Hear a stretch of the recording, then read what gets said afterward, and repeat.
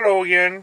We are in Nashville. I was about to say Nashville. We ain't nowhere close to there.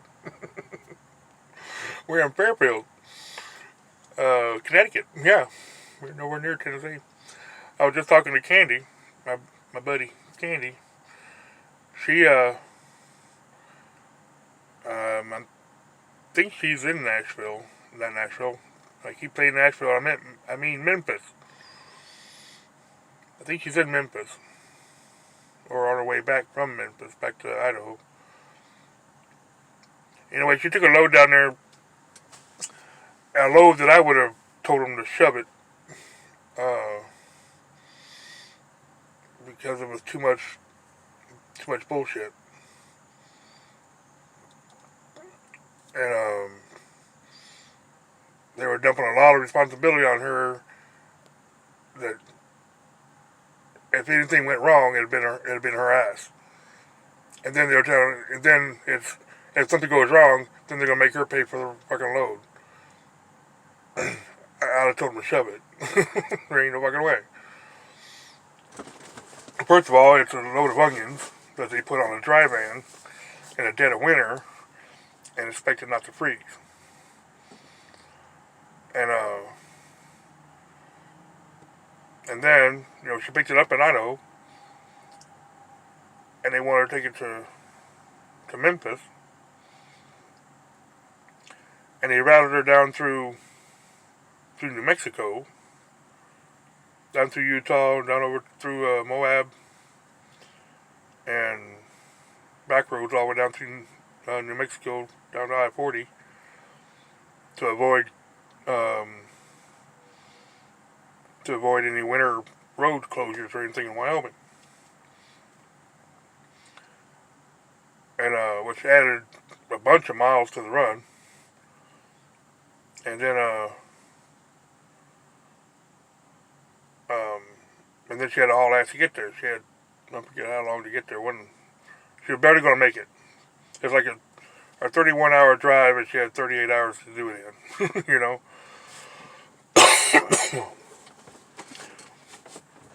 And so it was a tight run.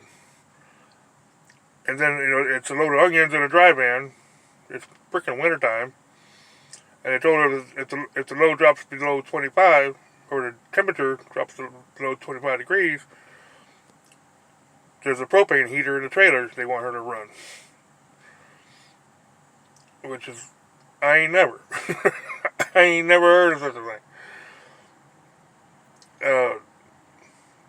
She's got a propane heater back there. She's supposed to go out there and fire it up if it gets cold to keep the onions from freezing.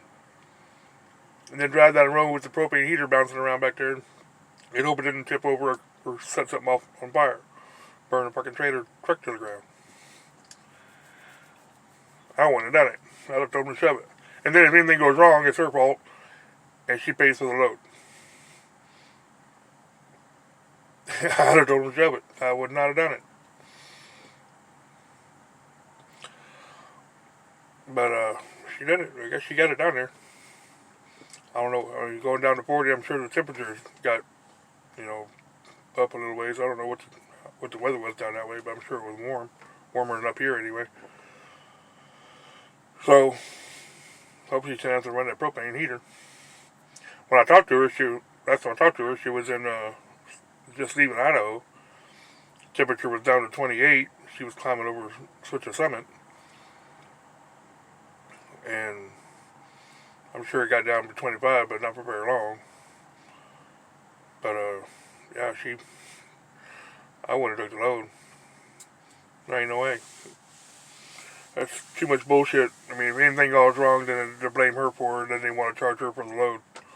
I'd have told them to shove it. I had one other company try to charge me for a load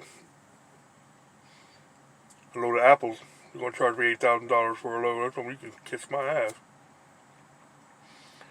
Ain't no way. So, we'll take it out of your check for $25 a week out of your check. It's like, are you nuts? Think I'm going to work in there for 30 years? You're crazy. Not a place that treats me like that. I left that day. Ain't no fucking way. Crazy. So anyway, we're in Fairfield. We load in the morning. Appointment's 10 o'clock. So we'll get a 10-hour break in at least before they put me in the door. Of course, these guys, my appointment might be 10 o'clock, but it might be 5 o'clock by the time I get out of here. They're not the fastest in the world. And I ain't too worried about it. I got loaded and delivered till Wednesday next week. So I got plenty of time to get back. Plenty of time.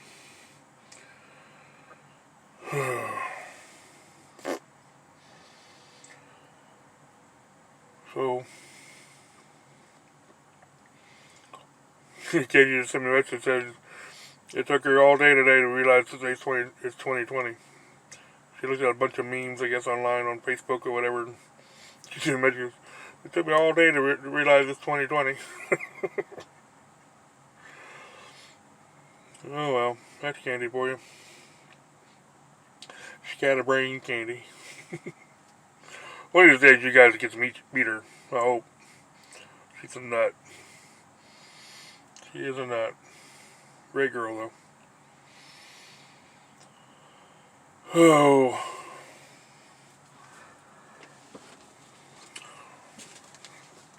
When me and her met, she asked me for my phone number. I gave her my phone number. I didn't think nothing of it. I've had another driver ask people, I'll call you sometime. Okay, cool. Never heard from him. And I can't. She called me the next day. She was in San Francisco, lost. And I had to talk her out of San Francisco. And for the longest time, she'd call me every day. Lost as hell. Got 2 GPSs and a Google on her phone. It's still lost. She was always lost. And she'd blame me for it. It's all your fault. I don't know how it's my fault. Or she'd call me on the phone. We yipping yapping and she'll miss her turn. God dang, I missed my turn. It's always somewhere terrible too out here on the East Coast where she misses a turn and you can't just whip it around and go back. You have to go find an exit, get off of, and turn all the way around and come all the way back. Be on a turnpike somewhere. Poor girl. She's not as bad at that anymore. She's pretty good at it now. Though she hasn't been out here in a while. She runs dedicated run now, Twin Falls to down into Kansas and back. So she's only out like 3-4 days. Then she's back home for 2. Lazy driver. Lazy driver. Anyway, hope y'all get to meet her pretty soon. I run into her every now and then.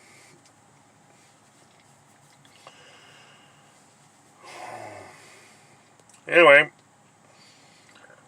I'm good off here. Talk to y'all later. Good night.